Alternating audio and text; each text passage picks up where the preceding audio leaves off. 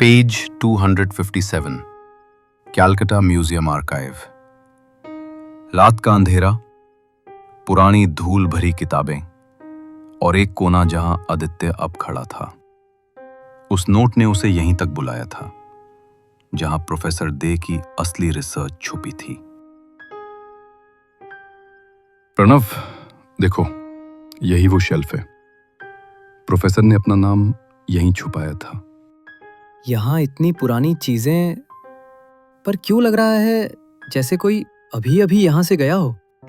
एक खामोश हवा बहती है, जैसे कोई जवाब का इंतजार कर रहा हो। कोई कैमरा नहीं, पर किसी ने यहां से कुछ छुआ है अभी अभी। आदित्य एक पुरानी शेल्फ को धक्का देता है और एक छुपा हुआ लैच खुलता है। अंदर एक छोटा लकड़ी का बॉक्स था और बॉक्स के भीतर एक मुड़ा हुआ नक्शा और एक छोटा की कार्ड। ये नक्शा म्यूजियम के अंडरग्राउंड लेआउट का है और ये की कार्ड किसी रिस्ट्रिक्टेड रूम का एक्सेस देता है। तो प्रोफेसर ने ये सब क्यों छोड़ा? क्या वो जानता था कि कोई इसे चुराएगा? आदित्य के हाथ कांप रहे थे, डर से नहीं बल्कि उस सच्चाई के बोझ से जो अंधेरे में छिपी थी। नक्शे के कोने पर एक नोट, सिर्फ 2 शब्द, फाइंड द लेजर। एक तहखाना जहां वक्त रुक गया था। पुराने खाते, लेजर बुक्स और एक मेटल कबर्ड जिस पर लिखा था कॉन्फिडेंशियल। आदित्य की कार्ड स्वाइप करता है, बल्ब फटने की चमक, और फिर अंधेरा लौट आता है। ये लेजर प्रोफेसर ने हर नाम को कोड में छुपाया था। यही वो लिस्ट होगी। अगर ये सही है तो सारे नाम अब सबके सामने होंगे। आदित्य लेजर खोलता है। नाम, नंबर और एक कॉलम में स्याही का निशान, पेड। लेजर में वही तारीख और समय लिखा है जिस रात प्रोफेसर मारा गया था। मीरा पहले से वहां खड़ी थी, आंखों में राहत पर चेहरे पर गिल्ट का बोझ। उसने आदित्य की ओर देखा और धीरे से बोली, आदित्य, मुझे माफ कर दो। मैंने वो डायरी राणा को दी थी। सोचा था मैं उसे रोक पाऊंगी, पर गलती कर दी। तुमने गलती की, पर सच बोल दिया और आज सच को चेहरा मिला है। ये लेजर सब कुछ बदल देगा। हमें ये सब साबित करना होगा कानून के सामने, बिना किसी समझौते के। मीरा की आंखों से आंसू गिरते हैं, पर उनमें अब सुकून है, जैसे उसने अपनी सजा खुद स्वीकार कर ली हो। मीरा के पास एक पुरानी तस्वीर, प्रोफेसर, मीरा और एक तीसरा हाथ जिस पर नाम मिटा हुआ है। आदित्य ने लेजर की कॉपी बनवा दी। प्लान था प्रेस के सामने उसे एक्सपोज करना। सुबह होने वाली थी, पर किसी को इसका पता चल गया था। प्रणव, तैयार रहो।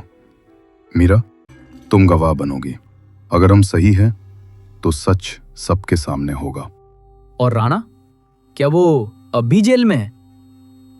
पर जब पुलिस कार वहां पहुंची, वो खाली थी।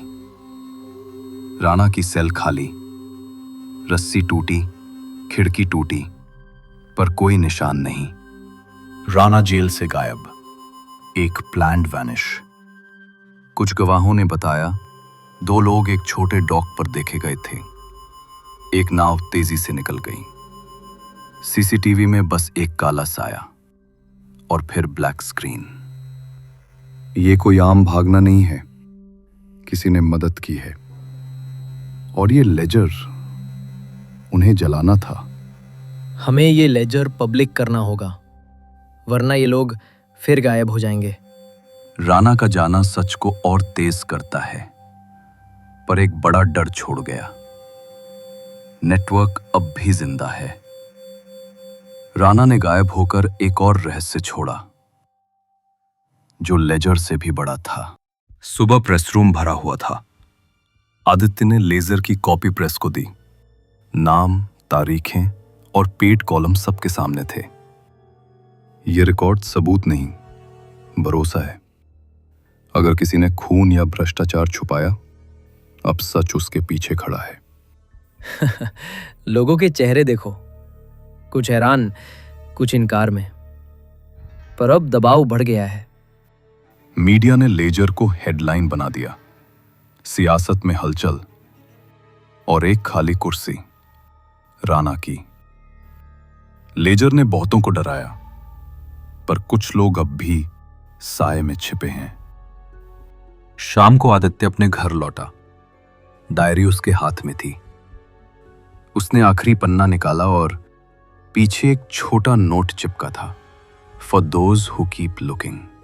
प्रोफेसर, तुमने हर मोड़ का अंदाजा लगाया था और मुझे परखा भी। तुम हमेशा कहते थे कोई केस कभी खत्म नहीं होता, बस खत्म दिखता है। आदित्य ने डायरी बंद की, आंखों में सुकून और गहराई। नोट के पीछे एक और रेफरेंस, सी पेज 301। गंगा किनारे सूरज ढल रहा था। आदित्य एक नाव के पास खड़ा था। दूर एक परछाई दिखी, फिर गायब हो गई। प्रोफेसर ने कहा था, सच कभी नहीं मरता। शायद वो सही थे और कहानी अभी बाकी है। तो हम अब रुकेंगे? रुकना? ये तो बस शुरुआत है।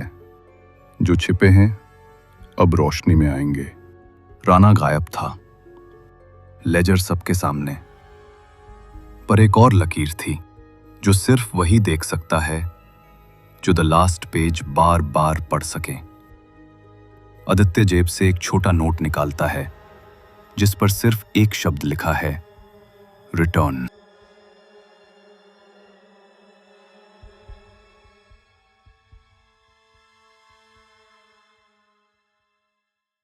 सब्सक्राइब तो कर दो मेरे दोस्त और लाइक भी कर देना, और कमेंट करो कैसा लगा ये सीरीज, और अगला वीडियो कौन सी टॉपिक पे बनाऊं, भूतिया या फिर कॉमेडी।